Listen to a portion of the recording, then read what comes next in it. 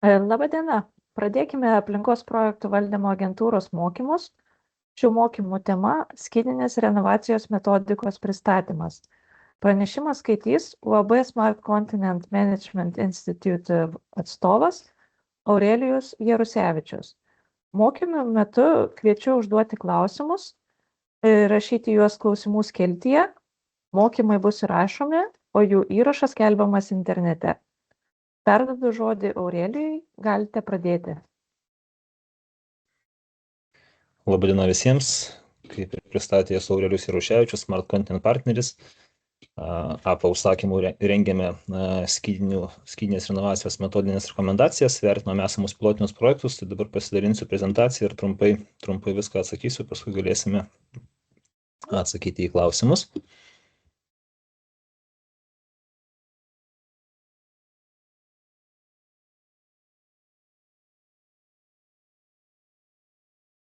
Taip, dalinuosi skaidrėmis, tikiuosi matosi ir galime tada pradėti. Matosi. Bendrai apie visą turinį, apie bendrą potencialą pakalbėsime, apie bandomosius projektus, apie patį procesą, kaip vyks ar kaip turėtų vykti skydinė renovacija, atsakomybių pasiskirstymą jame, ir išvados, rekomendacijos ir įžvalgos, kaip tas procesas galėtų vykti sklandžiau ateityje.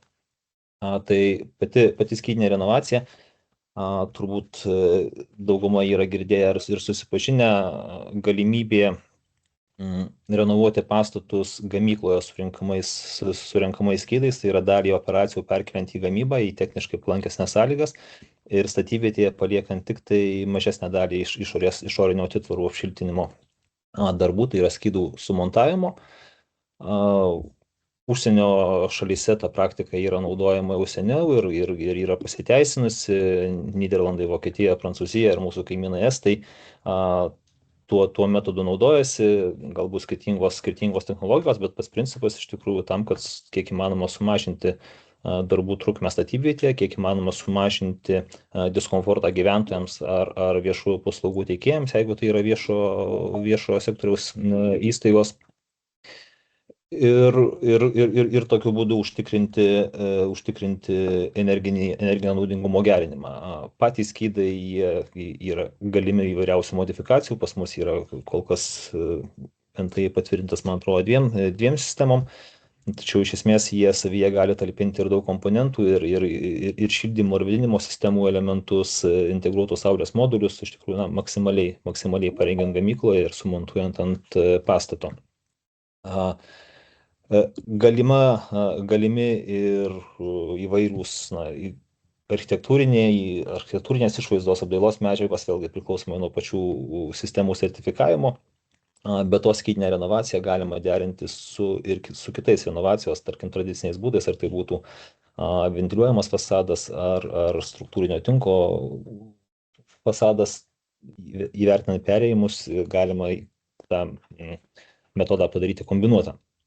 Pagrindiniai privalumai skydinės renovacijos, tai trumpesnis rangos darbų laikas, kaip ir minėjau, pačioje statybvietėje, tai užima trumpiau, mažiau laiko padaroma greičiau, mažiau estetinės taršos, vizualinės taršos ir nepatogumų gyventojams. Nereikalingi pastoliai, patys skydai montuojami tiesiai atvežus nuo transporto priemonės, nereikalingas medžiagų sandėliavimo statybvietėje, viskas yra kabinama tiesiai ant pastato. Darbas galimas platesniam, vadinkim taip, lauko sąlygų diapazone, tik tai esant ekstremaliam šalčiui, skydų montavimas yra apsunkinamas tiek dėl rišančių medžiagų, tiek dėl, turbūt fiziškai montavimo žmonių darbo neigiamoje temperatūroje, tačiau bet kuriuo atveju tai yra didesnės galimybės pristaikyti prie oro sąlygų, kadangi tas pats procesas, kaip ir minėjau, jisai yra trumpesnis. Veikla gali būti vykdoma. Tai, kas yra aktualu, nors kaip trūkumas arba ribojantis faktorius yra vertinama tai, kad skydinės renovacijos metu yra būtina keisti visus langus, kadangi langai jau ateina su skydais sumontuoti gamykloje, tačiau iš kitos pusės pačioje statybvietėje tai yra privalumas, kadangi skydai sumontuojami su langais iš išorės ir tik tai tada išimami esami langai. Tai vadinasi, diskomfortas renovacijos metu jisai irgi yra mažesnis, daugiau patogumo gyventojams dėl procesinių niuansų. Laikoma, kad tikslinga skydais dengti tuo met, kai padengiama 60% viso pastato ploto. Natūralu, kad galima ir mažiau dengti, galima ir vieną sieną dengti, bet tada prarandamas visas privalumas, greitis ir nauda skydinės renovacijos. Ribojantis faktorius pats pagrindinis yra pastato aukštis, 5 aukštų arba 26,5 metrų aukštingumo pastatai yra ta riba, kurią dar galima renovuoti skydais, aukštesniems metodika nepritaikoma dėl techninių niuansų, krano galimybių ir užkėlimo. Ir yra ribotas pritaikymas stogo šiltinimui. Techniškai tai yra įmanoma, vietoje, tarkim, sutabdinto stogo formuojant šlaitinį stogą, tačiau tai atsiranda papildomos apkrovos pastatams, kur dažnu atveju jos yra ne per didelės esamai pastato techniniai būkliai ir kiti nepatogumai sąlyginiai, kurie prisideda taip papildomo ploto atsiradimas, šildymo kaštai. Todėl pati skydinė renovacija turbūt turėtų būti orientuota į išorinių atitvarų, tai yra sienų šiltinimo elementus. Ir tai, kas yra pas mus Lietuvoje, iš kitos studijos, iš nacionalinio renovacijos plano, įsivertinome Lietuvoje esančių pastatų tipologiją, tipinę struktūrą, jų kiekį, tai skydinės renovacijos būdu būtų galima renovuoti apie 15% pastatų fondo, čia kalbant apie daugiabučius ir viešosios paskirties pastatus. Kiekvienoje kategorijoje ta dalis svyruoja nuo 13 iki 17%, tačiau vidutiniškai apie 15% pastatų būtų galima renovuoti taikant šią metodiką. Bandomieji skydinės renovacijos projektai, 6 pilotiniai projektai šiuo metu yra įgyvendinami, jų tikslas išbandyti pačią metodiką, išbandyti pačią technologiją, įvertinti procesus. Mūsų metodinės rekomendacijos irgi buvo pagrindė rengtos pagal remiantis bandomųjų projektų rezultatais. 3 daugiabučiai pastatai skirtingos Lietuvos miestuose ir 3 ugdymo įstaigos. Ugdymo įstaigos beje 2 renovacijos metu yra veikiančios, viena nevykdo ugdymo proceso. Ir daugiabučiai natūralu, jie yra gyvenami visose objektuose. Ranga yra nupirkta, vienoje tik neprasidėjo rangos darbai, kitose rangos darbai jau vyksta. Nuotraukoje pavaizduotas Karmėlavos Balio Buračo gimnazija ir fizinis vieno korpuso, jau matosi sumontuoti skydai, kaip atrodo dalinis skydinės renovacijos rezultatas. Pagrindiniai iššūkiai, kalbant apie pilotinius projektus, dauguma jūsų susidūrė su renovacija, tai matosi, kad tų iššūkiai čia nebūtinai susijęs būtent su skydiniu procesu. Keliai yra pažymėti, kelios problemos yra pažymėtos būtent dėl skydinės renovacijos, tai natūralu pirmiausia tiekėjų kompetencijos ir su kompetencija ir patirtimi skydinėje renovacijoje trūkumas. Natūralu, pilotiniai projektai pirmieji tokie Lietuvoje, tos patirties negali būti, turime visi išsiugdyti. Tai stabdė procesą pirmųjų pilotinių projektų. Nepritaikomumas visiems pastatams ar abejonės dėl skydų gyvavimo ciklo, čia daugiau toksai sprendimo priėmimo metu, ne pačio proceso, bet tai irgi yra stabdantys faktoriai. Pačiame procese, techniniam projektavime, netikslus pastatų modeliavimas ar neišgryninta projekto vizualizacija pradinėse stadijose, tai yra prieš projektinius pasiūlymų kokybė, kurie turėtų daugiau suteikti techninės informacijos apie tolimesnį procesą ir skydų, tarkim, išdėstymą pastato išorėje ir skydų formą, dydį. Nedetalizuoti reikalavimai techninė užduotie, tai čia projektai susidūrė su to, kad užsakovai galbūt irgi vėlgi dėl naujos technologijos ne viską nežinojo, pilnai neformalizavo reikalavimų, dėl to projektuotojai negalėjo jų išpildyti. Apie stogo formos keitimo poreikį jau minėjau, tai iš tikrųjų buvo objektas, kur buvo suplanuotas ir stogo šiltinimas ir teko jo atsisakyti. Na ir iš gamintojų pusės irgi, žinoma, tuo metu dar buvo tik tai vienas gamintojas, šiuo metu jau 2 gamintojai veikia. Gamintojai taip pat turi planuoti savo procesus, turi planuotis gamybą, skydų gamyba užtrunka 2-3 mėnesius, tai kadangi turi ir kitas veiklas, jiems reikia kiek įmanoma tiksliau žinoti laikotarpius, kada pagaminti skydus ir kada juos atiduoti, kadangi, kaip ir minėjau, skydai statybvietėje nėra sandėliuojami, tiesiai iš gamyklos su transporto priemonėmis vežami ir iš karto keliami ant pastato. Tas pakankamai tikslus laiko planavimas yra svarbus ir bet koks užgaišimas jisai trikdo proceso dalyvių darbus. Na, pinigų srautų užtikrinimas čia irgi iš gamintojo pusės buvo dėl visų komponentų supirkimas, kur subtiekėjai vėlgi turi savo reikalavimus, bet čia galbūt jau mažiau liečia užsakovus ir projektų administratorius, čia labiau gamintojų ir rangovų tarpusavio santykiai ir susitarimai, kaip tą valdyti. Bet, na, tų iššūkių kaip ir visur tikrai jau atsiranda. Išmoktos pamokos ar bendras kontekstas, tai vėlgi viskas pagrindė atsirėmė į kompetencijas. Pilotinių projektų pradžioje nebuvo NTI sertifikuotos kitos sistemos, natūralu, kad dėl to ir nebuvo kompetencijų ir nuo to grandinė reakcija susidėjo ir sekė tolimesnės problemos, pati techninė informacija skydų nebuvo ištirta, eigoje gamintojai tą išpildė ir tos informacijos atsirado daugiau, bet pačioje pradžioje jos buvo tikrai labai ribotai. Kaip ir minėjau, konstruktorių ir projektuotojų trūkumas, vėlgi visa iš esmės techninė informacija reikalinga tam yra pas gamintojus ir labai priklauso nuo gamintojų indėlio ir sklaidos ir informacijos pateikimo ir tų pačių metodinių rekomendacijų ir mokymų, tai to, ko reikia projektuotojams ir paskui rangovui arba montuotojams. Skydų gamintojų, čia tokia problema buvo įvardinta, kad keitėsi kainodara, tai yra pradžioje lyg tai buvo tikėtasi vienų kainų, paskui eigoje jos pabrango. Tai čia vėlgi iš dalies rangovo ir gamintojų santykiai, kurie neturėtų liesti užsakovų po to, kai jau įvyksta pirkimai ir parenkamas rangovas. Tačiau iš esmės šitą problemą gali spręsti tik tai didesnis gamintojų kiekio atsiradimas, konkurencija tarp jų. Na ir dar vienas svarbus labai niuansas - gamintojų priklausomybė nuo savo medžiagų tiekėjų.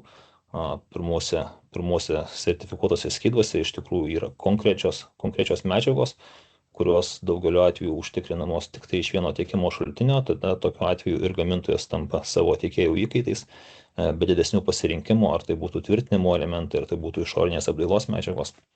Ir tai riboja jau konkurencingumą pačios gamybos. Atitinkamai persiduoda ir toliau į galutinę kainą ir į galutinį rezultatą.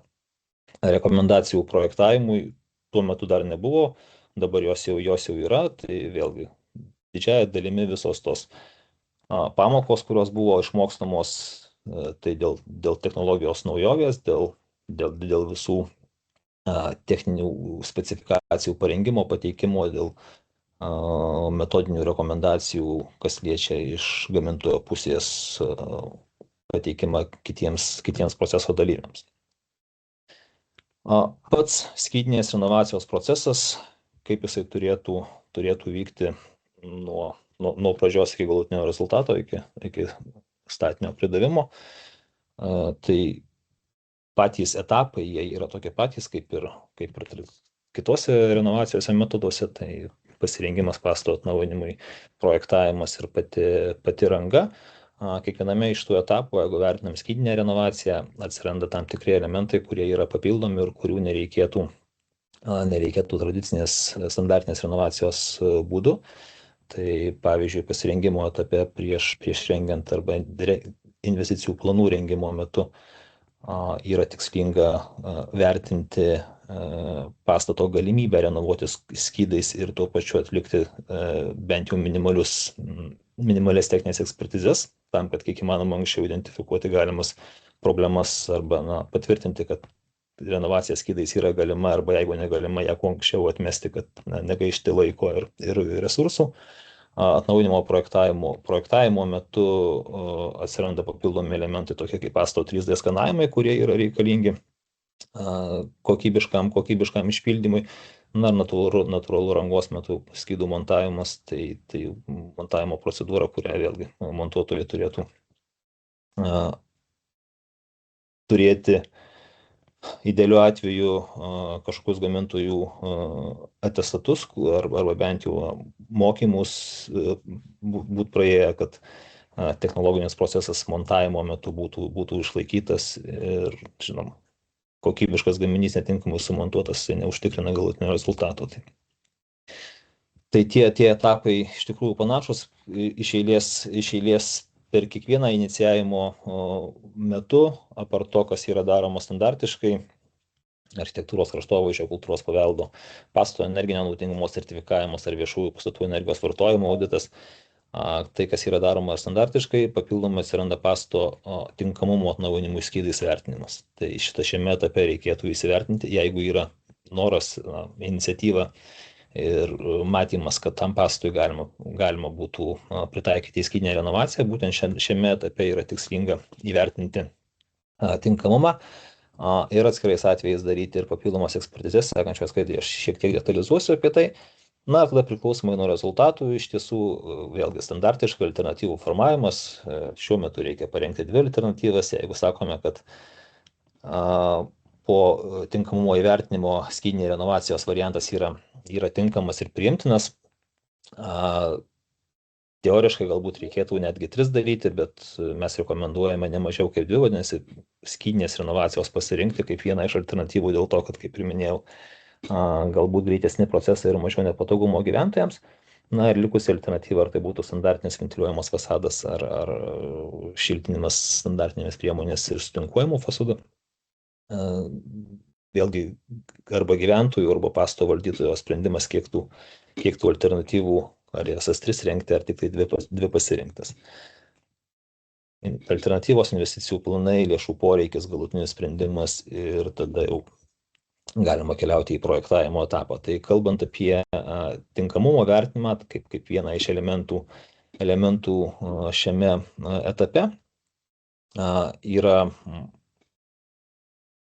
vertinimo, tai kas yra vertinama ir to svarba bendram procesui, tai pastato aukštis ir pastato išdėstymas sklype yra kritinės svarbos, tai yra, jeigu šitas vertinimas jisai yra neigiamas, tai toliau apie skydinę renovaciją mes nėra prasmės net kalbėti, liekam prie tradicinių būdų, kaip ir minėjau, pastato aukštingumas, o išdėstymas sklype, tai dėl to, kad įvertinti aplinką, ar yra pakankamai erdvės privažiuoti kranu ir atlikti montavimo darbus. Na, tai gali būti įvairiausių vietų, priklausomai nuo užstatymo tankio, nuo pastato buvimo vietos.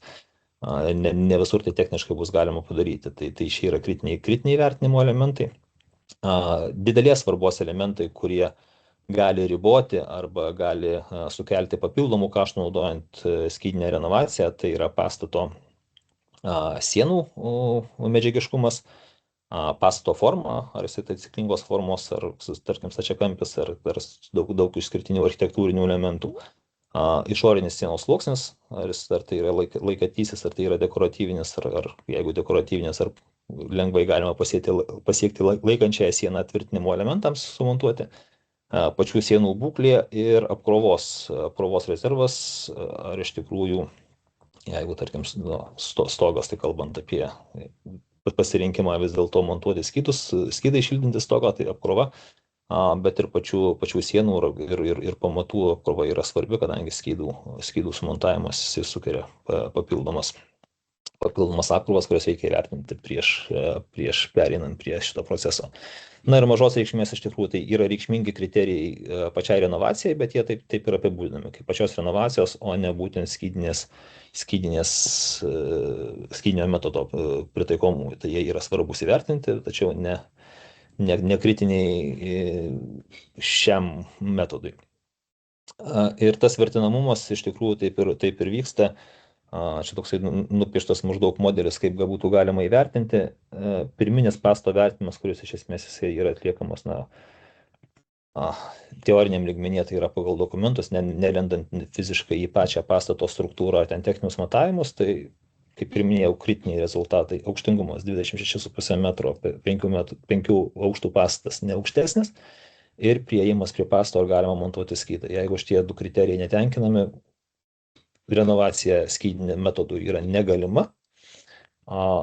Papildomi du kriterijai yra, ar keičiami pastato langai. Kaip ir minėjau, skydinės renovacijos metu skydai ateina su langais ir turėtų būti jie visi keičiami. Tai jeigu pastate yra nesenai keisti langai, gyventojai pasikeitę, galbūt gali būti nepasitenkinimas arba nenoras jų keisti ir dėl to gali būti netikslinga skydinė renovacija. Ir tas pats išorinio atitvarų dengiamumas skaičiuojama, kaip ir minėjau, 60% turėtumėm dengti skydais, tai čia atsižvelgiant į visus architektūrinius niuansus, galbūt balkonus, lodžijas, nes paprasčiausiai, jeigu mažesnę dalį padengsim skydais, tai jau nebebus skydinė renovacija. Tai šitie du elementai, jie yra, jeigu atsakymai juos yra ne, tai skydinės renovacijos irgi netikslinga. Jinai teoriškai galima būtų, bet jos tada jinai yra netikslinga ar neverta vertinti. Na ir pereinamasis veiksnys į techninį pastato vertinimą, tai yra sienų medžiagiškumas. Standartiškai vertinam, kad mūras, silikatinės plytos, gelžbetonis, ar tai būtų monolitas ar surinkamas panelinis, tai tos sienos, kurios yra tinkamos, jeigu jos yra geros techninės būklės. Jeigu sienos yra iš kitokių medžiagų, negalima sakyti, kad jau kategoriškai tada atmetam skydinės renovacijos galimybės, tačiau tam yra reikalingi papildomi techniniai vertinimai ir įvertinimas galimybių tvirtinti skydų mechanizmus, montuoti ankerius, tvirtinimo elementus, papildomos apkrovos, tai teoriškai yra galima ir kitokio medžiagiškumo pastatams. Praktiškai tai turbūt suprantame, kad išbrangintų visą procesą, pradedant nuo techninių ekspertizių iš tikrųjų ir baigiant, jeigu reikia ten kažkokių papildomų tvirtinimų, stiprinimų ir papildomų kolonų. Tai perinant prie techninio, jeigu būklė gera, jeigu medžiagiškumas tinka, tai šiame etape dar yra pravartu padaryti vieną techninį įvertinimą, tai yra ankerių rovimo testą, kadangi skydai montuojami ant montavimo kronšteinų, kurie tvirtinami ankeriais į sieną ir pakankamai giliai įgręžiami, tai įvertinti, kokio dydžio, kokio ilgio ankerius galima būtų arba reikėtų naudoti skydų tvirtinimas. Šitame etape reikėtų, kadangi nuo to priklauso projektavimo etapas. Nuo ankerių dydžio ir išdėstymo žingsnio priklauso ar kiti sprendimai dėl pačių skydų projektavimo, geometrinių matmenų ir to pačio išdėstymo. Jeigu įsivertinome, kad skydinė renovacija tinkama ir gyventojai arba pastato valdytojas pasirinko būtent šitą metodą renovacijai, einame prie projektavimo etapo, čia standartiškai, taip pačiai kaip ir standartinės renovacijos metu, projektiniai pasiūlymai, jų rengimas, statybos leidimo gavimas ir tada techninio darbo projekto parengimas, tačiau šitame etape, kas liečia būtent skydinę, papildomai atsiranda pastato skenavimas. 3D skenavimas projektinių pasiūlymų rengimo stadijoje jisai labiau reikalingas tikslesniam jau gamybos brėžinių rengimų ir gamintojams ir pačių tvirtinimo elementų nustatymo, išdėstymo schemoje, tai yra techninio darbo projekto rengimo metu. Tačiau tikslinga jį parengti būtent šiame etape, vėlgi, kaip ir kalbėjau iš patirties, kuo anksčiau mes identifikuojam ribojančius faktorius arba problemas, dėl ko negalėtų būti taikoma, tai tuo greičiau priimam teisingesnius sprendimus. Tai pastato skanavimas, jisai leidžia iš tikrųjų įvertinti ir tikslę pastato geometriją, ir nuokrypius, ir išsikišimus. Tai yra svarbu tam pačiam skydų išdėstymo planavimo arba tvirtinimo taškų numatymui, kur ir kokiais žingsniais gali būti tvirtinami, kalbant apie sienas. Atitinkamai ta informacija reikalinga ir skydų gamintojams, kadangi atitinkami tvirtinimo elementai yra montuojami ir skyduose. Na ir kitos atnaujinimo niuansai, ar tai būtų inžinerinės sistemos, ar kiti komponentai, visą tai jau standartiškai numatoma projektinių pasiūlymų rengimo etape. Techninis darbo projektas turbūt panašiai kaip ir standartinės, kadangi jau turime skanavimą pastato, iš tikrųjų galima tada nusimatyti ir susiplanuoti, iš tikrųjų negalima, būtina techninio darbo projekto metu ankerių kiekį ir išdėstymo schemą pasirengti, nusimatyti, kaip ir kur bus tvirtinami skydai, kokių parametrų apskaičiuotos apkrovos, ar bus laikomos ir rengiamos ir išdėstymo schemos tiek skydų, tiek pačių ankerių. Ir tada su parengtu techninio darbo projektu, ekspertizė ir keliaujame į rangos darbus, įvertinę tuos specifinius skydinės renovacijos etapus. Tai, kas yra rangos darbų etapas, čia iš tiesų atsiranda jau kaip ir trišalės rangovas, gamintojas ir montuotojas. Montuotojas gali būti trečioji šalis, gali būti rangovo padalinys, galbūt atskirais atvejais ir pats skydų gamintojas gali teikti montavimo paslaugą. Svarbu, kad santykis tarp rangovo ir gamintojo atsirastų kiek įmanoma anksčiau. Ir čia mes šiek tiek toliau pakalbėsime apie pačius principus rangos darbų suprojektavimu ir atskirai darbų pirkimo, nes tai irgi sukelia tam tikrus niuansus, ypač skydiniai renovacijai, bet kuriuo atveju rangovo ir gamintojo tamprus bendradarbiavimas, jisai yra turbūt pagrindinis sėkmės receptas tiek dėl laiko planavimo, tiek dėl pačių procesų. Skydų gamintojas natūralu rengia skydų brėžinius, gamina skydus, montuoja juos langus, rengia transportavimo brėžinius, užtikrina transportavimą nepriklausomai nuo to, kas moka už transportavimo paslaugą. Gamykloje yra į transporto priemonę pakraunami skydai pagal pakrovimo brėžinius taip, kaip jie turės būti iškrauti statybvietėje tiesiai keliant ant pastato. Ir standartiškai gamintojo atsakomybė pasibaigia, kai skydas pasiekia objektą ir su kranu yra pakeliamas nuo transportavimo priemonės. Rangovas savo ruožtu turi viską iki to suderinti, papildomus darbus pasiruošti, kad atvežus skydus juos būtų galima iš karto montuoti. Jeigu, tarkim, pamatų šiltinimas, cokolio šiltinimas dažnu atveju vyksta prieš tai atitinkamai po to reikia pasiruošti, sutvarkyti privažiavimo kelius, kad būtų galima privažiuoti su bokšteliais prie pat pastato ir tam tikrų atstumų nuo pastato tiek su transportu vežančius skydus, tiek su kranais. Tai privažiavimo kelius pasiruošti reikia priklausomai nuo bendros situacijos. Ir patys parengiamieji darbai statybvietėje, čia vėlgi tas pasirengimas, kaip ir minėjau, glaudžiai bendradarbiaujant su skydų gamintojais, bet iš tikrųjų pats fasadas jisai turi būti jau paruoštas prieš atvežant skydus, sumontuoti ankerį ir tvirtinimo elementai, pašalintos palangės, angokraščiai ir kiti kliuviniai, kurie trukdo montuoti skydus. Jeigu reikia sienų papildomos padengimas antipelėsiniais preparatais ar jų valymas. Ir įsivaizduojant tą rangą, jau kaip minėjau, skydų gamyba trunka 2-3 mėnesius, tai jų sumontavimas atvežus į statybvietę maždaug 2 transporto priemonės per dieną gali būti vidutiniškai sumontuotos ant pastato. Tai iš esmės reiškia apie 400 kvadratinių metrų ploto išorinių atitvarų yra per dieną padengiama.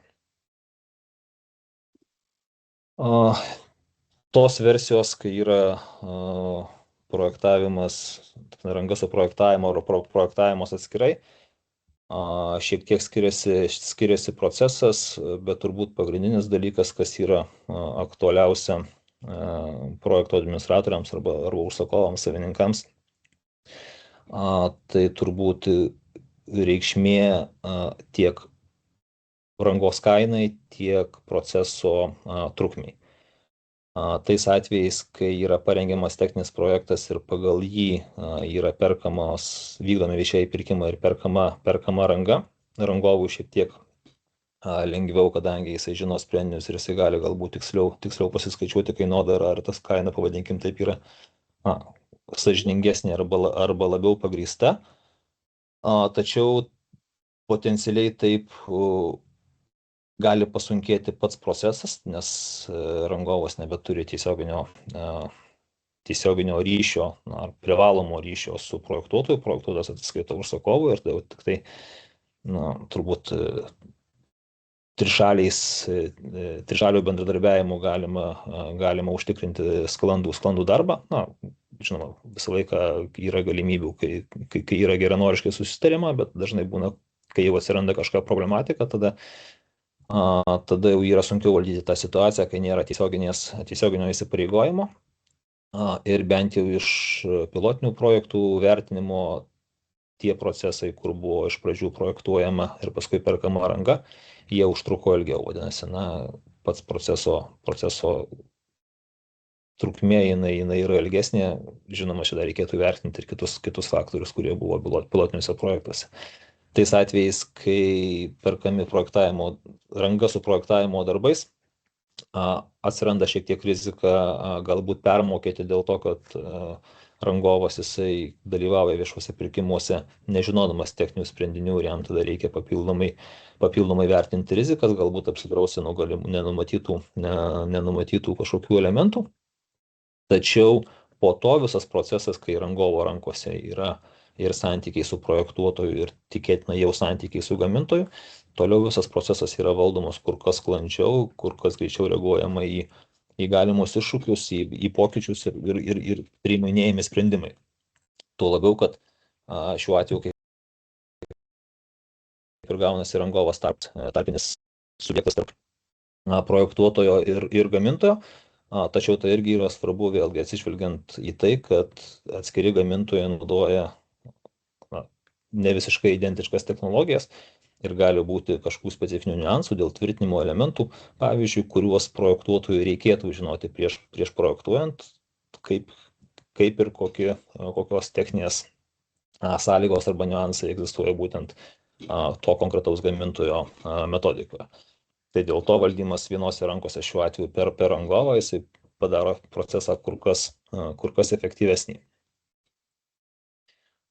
Bendrosios atsakomybės renovacijos metu natūralu, kiekvienas renovacijos proceso dalyvis turi savo atsakomybės, kas ir priklauso pagal STR ar kitus teisės aktus. Tai tų atsakomybių mes neaptarinėsim, nes yra aiškiai reglamentuotos. Tačiau dar papildomai atsiranda ir santykiai tarp proceso dalyvių ir atsakomybė vieno proceso dalyvio kitam priklausomai nuo to, kas užsakinėja vieną ar kitą paslaugą ir kas valdo bendrąjį procesą. Tai čia, aišku, pagrindas tai, ką jau pradėjau kalbėti, atsiranda dėl projektuotojo rangovo gamintojo, priklausomai nuo to, kas paslaugą perka, pagal tai pasiskirsto atsakomybės ir jų galbūt atsiranda daugiau. Kuo daugiau atsakomybių, kuo daugiau sandoro šalių, tuo tą procesą valdyti yra sudėtingiau ir užtikrinti kokybę yra sudėtingiau, todėl siekimybė turbūt būtų kiek įmanoma eliminuoti tarpinės grandis ir tokiu būdu efektyvinti procesą.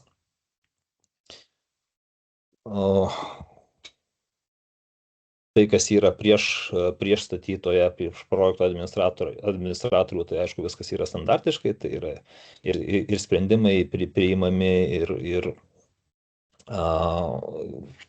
atrinkimas pačio administratoriaus ir pačio proceso inicijavimas ir jo patvirtinimas, kas liečia užbaigus renovacijos procesą, vėlgi visos procedūros, tiek statybos techninių prižiūrėtojų, tiek statybos inspekcijos, ten sertifikavimo, viskas yra standartiškai ir be pokyčių, o pati esmė, kas atsiranda būtent statytojas, projektuotojas, rangovas, Priejus prie rangos dar tada papildomai atsiranda montuotojai, transportuotojai, gamintojai, kur irgi atsiranda galimos alternatyvos, kurios arba palengvina, arba atskirais atvejais gali ir apsunkinti patį procesą.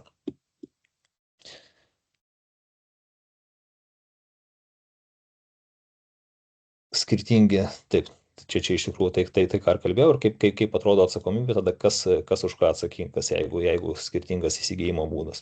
Tai kai statytojas perka projektavimo darbus, tai projektuotojas atsakingas prieš statytoją, o su rangovų sąsaja jinai yra neformali, bendradarbiavimas yra būtinas, kadangi techninio projektai gali būti poreikis keisti ar leisti laiką. Bet jau tokios tiesioginės atsakomybės tarp projektuotojo ir rangovo nėra. Priešingų atveju, kai projektuotoja perka rangovas, tada ten yra tiesioginė atsakomybė ir projektuotojas pilnai atsako iki galutinio ir visą laiką tikėtina dalyvauja procese. Sumažėja ryšys tarp projektuotojo ir užsakovo, statytojo, bet jisai turbūt ir nėra toksai svarbus, jeigu galutinis rezultatas užtikrinamas per rangovą, per nupirktus rangos darbus su projektavimo paslauga. Ir tie elementai dar jau šiek tiek giliau lendant į patį gamybos ir rangos procesą. Transportavimas, montavimas ir papildomų komponentų montavimas, tokių kaip langų, kur irgi atsiranda tam tikros alternatyvos. Gamintojai dažnai turi savo langų gamintojus, langų tiekėjus, tačiau gali būti ir variantai, kai ir praktikoje tai buvo, kai langus tiekia pats rangovas, turėdamas galbūt, nežinau, geresnės sąlygas ar kainas, ar kažkokius ilgalaikius bendradarbiavimus savo tiekėjais. Tada šiek tiek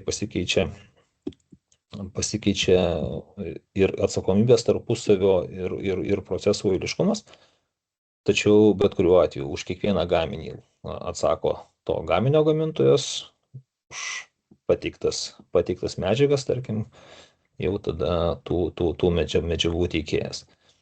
Tai, kaip ir minėjau, langai gali būti tiek skydų gamintojo, tiek pateikiami iš rangovo pusės, bet kuriuo atveju jie visą laiką yra montuojami gamykloje, taip užtikrinant technologinį pranašumą, sandarumą ar kitas sąlygas. Vis dėlto gamykloje sumontuos langus yra kur kas patogiau negu ant pastato, ypač jeigu ten kalbam apie 5. aukšte poreikį sumontuoti, priklausomai dar ir nuo oro sąlygų.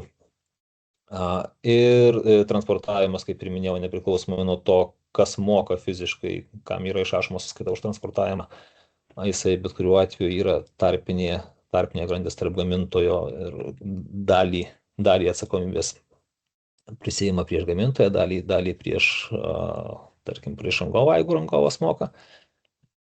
Na ir montuotojai, čia gal atskirai neįskirta, bet kaip ir minėjau, montuotojas gali būti tiek rangovo kažkoks struktūrinis padalinys, tiek trečioji šalis, kurį rangovas gali samdyti laisvai. Tokiu atveju rekomenduotina, kad jie turėtų bent jau kažkokius atestatus arba patvirtinimą gamintojų, kad jie iš tikrųjų gali gaminti jų gaminius. Čia analogija turbūt kaip ir su tais pačiais lankais, didelėm vitrinom. Tai ne visi gamintojai langų montuoja juos, bet tada turi savo partnerius, kurie yra atestuoti ir kurie užtikrina nepriekaištingą, technologiškai teisingą sumontavimą.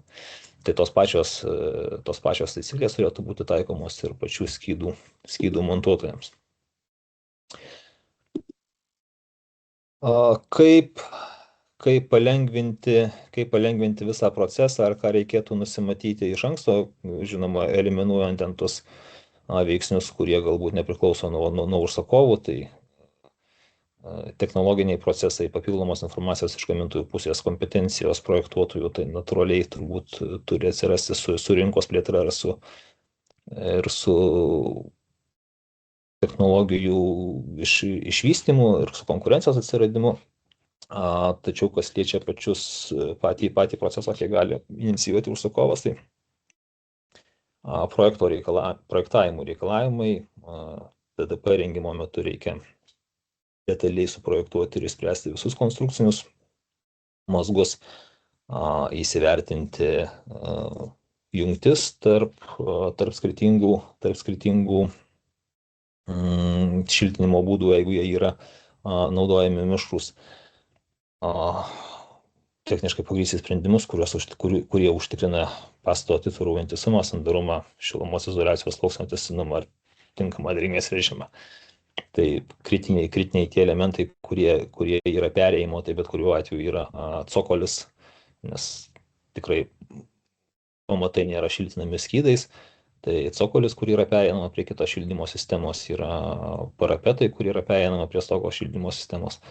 Daugiabučių atveju turbūt yra balkonų blokai, kurie priimami vienokio ir kitokio sprendimai dėl jų renovacijos ir atsiranda perėjimas. Tai baziniai sąlyčio taškai su kitojais renovacijos būdais. Na ir dar gal tikrai neužsiminiau kalbėdamas apie pačią skydinę renovaciją.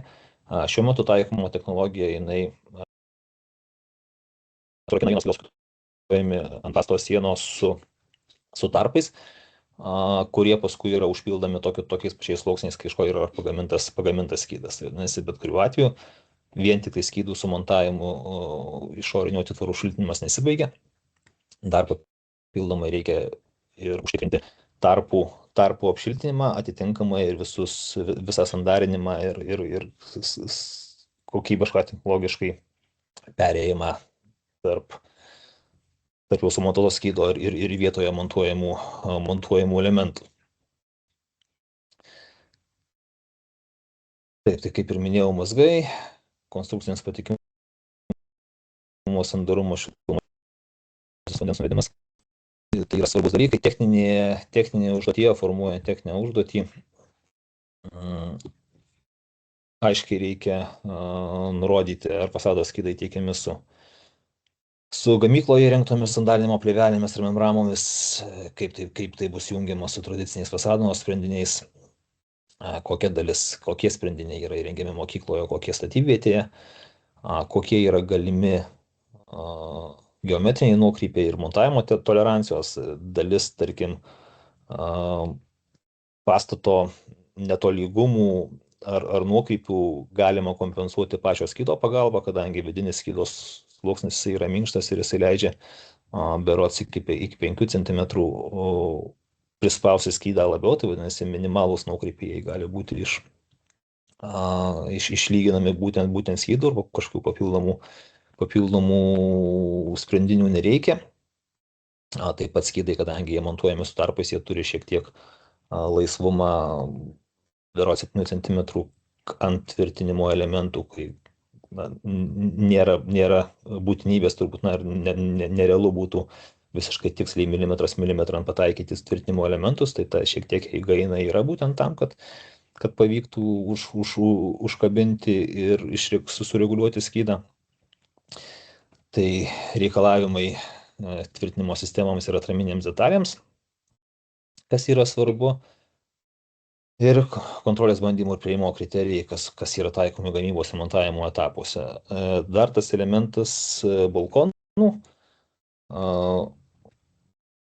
nėra taip labai paprastas būdas balkonų blokus šiltinti skydais, tačiau tas yra įmanoma.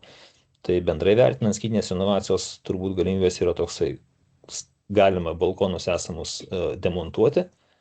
Čia priklausomai nuo to, turbūt nuo esamos balkonų būklės, ar nuo pačių gyventojų, čia atveju apie daugiabučius kalba, nuo pačių gyventojų poreikio. Tai juos demontuojant, kaip ir gauname plokščią sieną, kurią šildome toliau skydais. Galima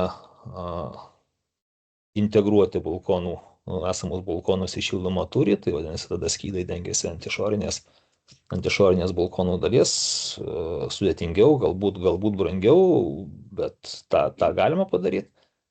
Na ir kaip ir visur galimas mišrus sprendinys, kaip ir bendram skydinės renovacijos principai, kad 60% turėtų būti dengiama, taip ir čia teoriškai gali skydai būti dedami iki balkonų blokų, o balkonų visas tas blokas renovuojamas standartiniais kitais būdais, užtikrinant jungtis tarp skydų ir tų elementų, kas jau buvo kalbėta.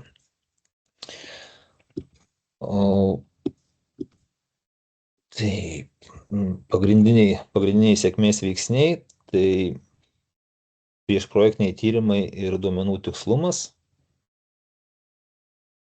mano minėti anketos ateities planavimas ir svarbiausia, pasikartosiu, kad tai daryti kiek įmanoma anksčiau, tam, kad nenueiti su procesu į priekį ir kad paskui nepaaiškėtų, kad jinai iš viso yra negalima, arba tam, kad ją įgyvendinti reikalingos papildomos investicijos, tvirtinimai, stiprinimai ir dar kiti technologiniai sprendimai.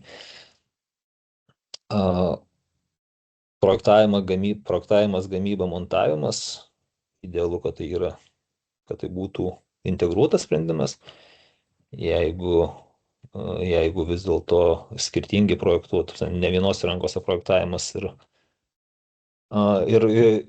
ranga, tai bent jau glaudus bendradarbiavimas ir atitinkamai skydų gamintojų įtraukimas kiek įmanoma anksčiau, tai turbūt